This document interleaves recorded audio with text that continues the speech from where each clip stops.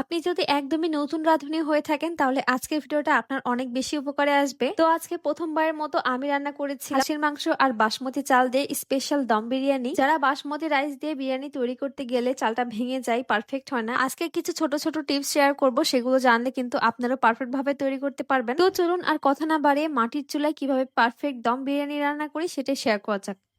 তো hello everyone, আসসালামু আলাইকুম। সবাই কেমন আছেন? আশা করছি সবাই অনেক ভালো আছেন। সবার অনেক দোয়া এবং ভালোবাসায় আলহামদুলিল্লাহ আমিও অনেক ভালো আছি। তো এখানে প্রথমে আমাদের লাগবে বাসমতি চাল। আর বাসমতি চালটা কিন্তু আমি লবণ এবং পানির মধ্যে ভিজিয়ে রাখবো 45 মিনিটের জন্য, তাহলে কিন্তু চালটা খুবই ভালোভাবে ভিজে যাবে। আর যখন চালটা সিদ্ধ করব একদমই ভেঙে যাবে না। তারপরে এই তো আজকে কিন্তু আমি প্যাকেটের বাসমতি চালটা ব্যবহার করেছি। এটা ছিল পাকিস্তানি চাল। এই চালটা কিন্তু খুবই ভালো। চালটা আমি প্রথমে লবণ পানি দিয়ে ভিজিয়ে রেখেছি, তারপরে আমি পরিষ্কার পানি দিয়ে ধুয়ে নিয়েছি। তারপরে এই তো এখানে আমি পানি গরম করে নিয়েছি। তারপরে এখানে দিয়ে দিলাম সেই ভিজিয়ে রাখা চালগুলো। খুবই অল্প সময় চালটা কিন্তু সিদ্ধ করে নিতে হবে। আর পানিটা কিন্তু একদমই ফুটন্ত গরম হতে হবে। আর এই তো এদিকে আমি মাংসটা খুবই ভালোভাবে ধুয়ে নিচ্ছি। আর এই তো এখানে চালটা 60% সিদ্ধ করে নিয়েছি। চালটা কিন্তু বেশি একটা সিদ্ধ করা যাবে না। তারপরে এই তো আজকে কিন্তু আমি হাত মাখিয়ে খাসির মাংসটা রান্না করব। এভাবে রান্না করলে কিন্তু খুবই ইজি হয়। তো এই তো এখানে আমি মাংসগুলো প্রথমে নিয়ে নিচ্ছি। তারপর এখানে দিয়ে দিলাম পরিমাণ মতো লবণ,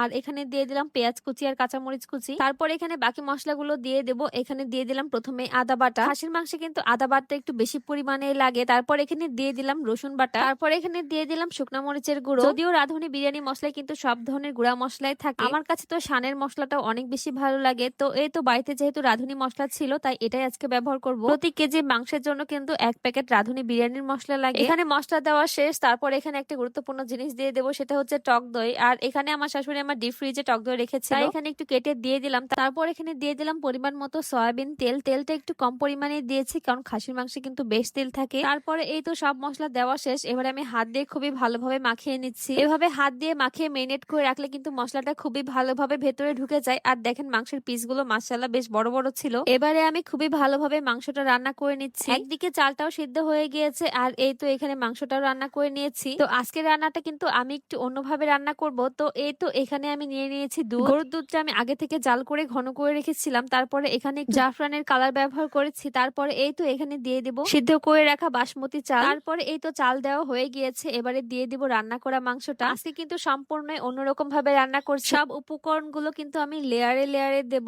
তো এই তো এখানে খাসির মাংস দেওয়া হয়ে গিয়েছে। তারপরে আমি উপর থেকে আরো কিছু রাইস দিয়ে দিলাম। তারপরে এই তো এখানে দুধটাও দিয়ে দিলাম। আর উপর থেকে ছড়িয়ে দিলাম কিছু কাঁচামরিচটা দেওয়ার পরে এখানে আমি দিয়ে দিলাম মাংস। আমি কিন্তু 3 থেকে 4 ধাপে লেয়ারে লেয়ারে মাংস দিয়েছি। তারপরে এখানে আমি এক পর্যায়ে দিয়ে দিলাম কেওড়া জল। এটা দিলে কিন্তু বিরিয়ানিতে খুবই সুন্দর একটা ফ্লেভার আসে। তারপরে এখানে দিয়ে দিলাম একটু বিরিয়ানির সেন্ট, আর দিয়ে দিলাম এখানে জাফরান মেশানো দুধ, আবার দিয়ে দিলাম কয়েকটা কাঁচামরিচ। তারপরে আমি উপরের লেয়ারে আবারও কিন্তু খাসির মাংস রান্না করাটা দিয়ে দিলাম। তারপরে এখানে দিয়ে দিলাম অনেকগুলো কিশমিশ। যেহেতু আমার কিশমিশ খেতে ভালো লাগে তাই বেশি পরিমাণে কিশমিশ দিয়েছি। তারপরে এখানে আরো কিছু ভাত দিয়ে দিলাম। আর এই তো এবার কিন্তু ভাত দিয়ে আমি আরো কিছু দুধ দিয়ে তারপরে এখানে দিয়ে দিলাম আবারও কাঁচামরিচ। তারপরে এই তো আজকে যেহেতু মাটির চুলায় রান্না করব তাই আমি কিন্তু অল্প আঁচে রান্না করেছি শেষ পর্যায়ে। এখন কিন্তু বেশি একটা জাল দেওয়া যাবে না। আর দেখতে কিন্তু মাশাআল্লাহ অনেক বেশি সুন্দর হয়েছে। 30 মিনিট মতো দমে রেখেছি। আর এই তো মাশাআল্লাহ দেখেন বিরিয়ানিটা দেখতে কত বেশি সুন্দর হয়েছে। অনেক সময় নিজের হাতের রান্নার প্রশংসা নিজেই করি কারণ আমার কাছে অনেক বেশি ভালো লাগে। তো অনেক সময় বিরিয়ানিটা কিন্তু ড্রাই হয়ে যায়, তবে আজকের বিরিয়ানিটা অনেক বেশি জুসি ছিল আর অনেক বেশি মজা ছিল। মাংসের পুরো ফ্লেভারটা কিন্তু ভাতের মধ্যে ছড়িয়ে গিয়েছে, এজন্য আরো বেশি ভালো লাগছে।